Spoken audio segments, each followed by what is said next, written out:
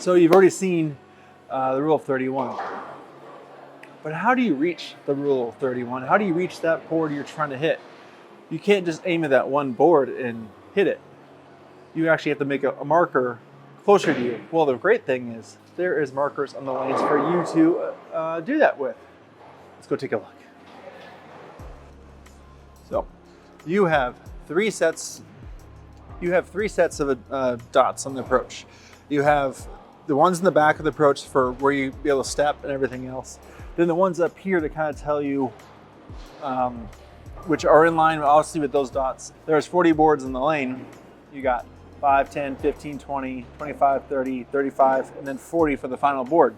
When you're throwing the ball, and you're aiming at a break point or a pin, are you looking at the pins way down there? Or do you look at the arrows are down here? Some people are doing it different. There's other dots you can look at. There's these dots.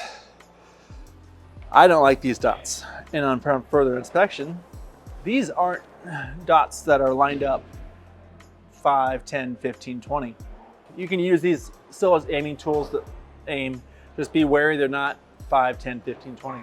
But my favorite of all things is the arrows.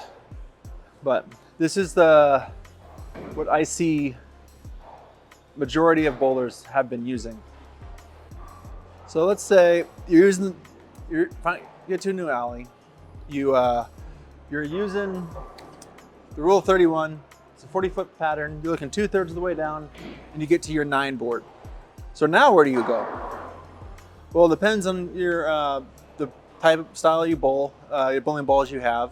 If you're using a big hooking monster, maybe you want to start over in the corner and have your feet on 35.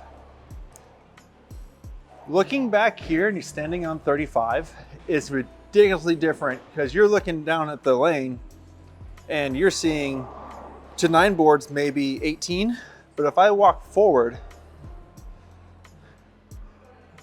to 9 boards, actually 20, 21. So trying to walk up to the approach, look down, kind of visualize the stuff yourself. But now, if I'm using a smoother ball, exact same concept. 9 board. From my standpoint, I'm gonna stand on 20. I'm gonna look down at 9, draw a line back down to my feet.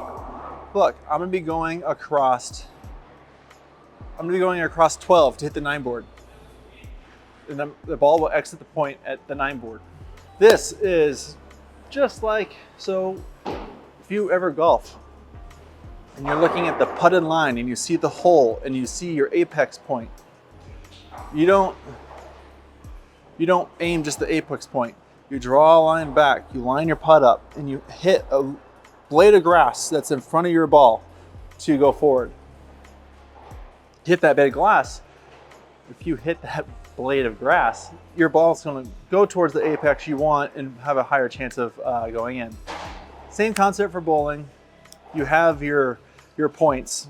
You have the break point, you have your aiming point, and you have your feet. Where you slide, where the ball goes through to connect the dots into the break point.